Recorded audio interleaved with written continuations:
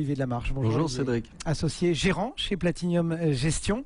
Les marchés qui ont chaussé leurs lunettes roses, là pour le coup, c'est sûr. On est au-delà des 3500 points. On est sur notre plus haut annuel. On est revenu au début du mois d'août. Bref, on a effacé le dossier grec d'un trait de plume. On a rayé la question qui nous terrorisait depuis des mois. Mais oui, tout va bien en Grèce. Tout va bien. Tous les problèmes sont réglés, il n'y a plus de dette, elle a disparu.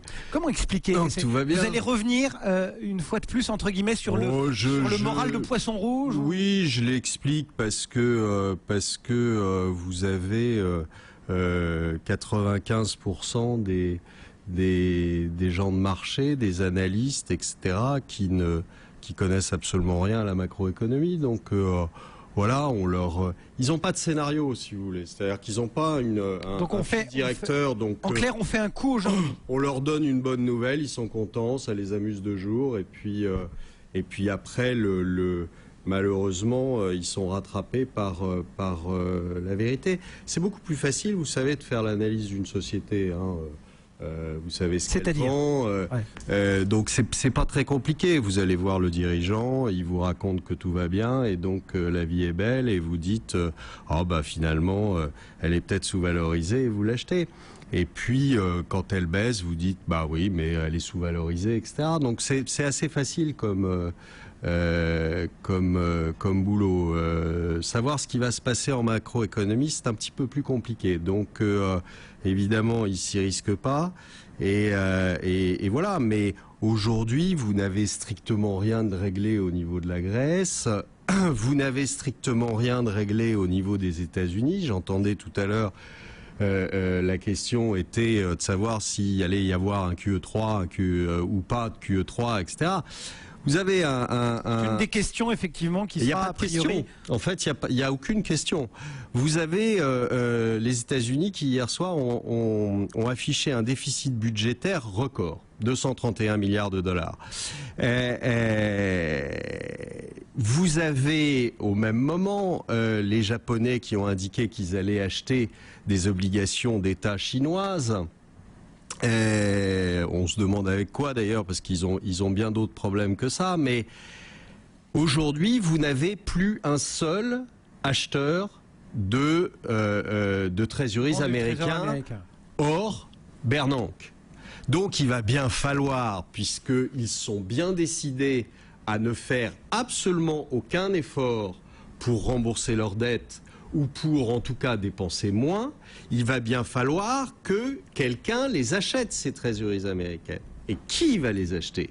Eh bien Bernanke. Et donc, de quoi a-t-il besoin? D'un QE3, et puis après d'un QE4, et d'un QE5, et d'un QE6. Parce qu'aujourd'hui, vous avez une dette aux États-Unis qui enfle tous les jours et que forcément, si vous n'avez pas d'acheteur de cette dette, or vous en avez de moins en moins. C'est pas les Chinois, ils ont dit, ils l'ont annoncé, ils ne veulent plus de dollars. Ça n'est pas les Européens, parce qu'on a autre chose à faire. On a entre autres, même si le problème grec est réglé, on a les autres, soi-disant. Réglé, et donc c'est pas les Japonais. Les Japonais ont bien d'autres soucis en tête que d'acheter des trésoreries américaines aujourd'hui. Donc qui va les acheter?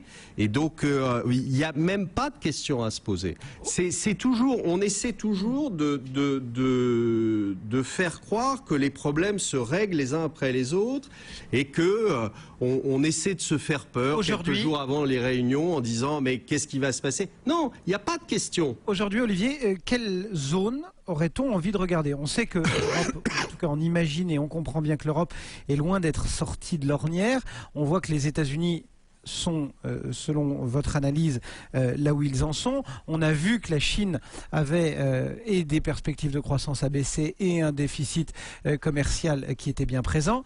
Qu'est-ce qu'il faut jouer aujourd'hui? Il faut aller chercher d'autres émergents, il faut aller chercher du sud-est asiatique, il faut aller chercher de l'Amérique du Sud. Mais d'autres émergents, il faut quand même pas se faire d'illusions. Il faut aller jouer de la Russie. Il faut pas se faire d'illusions.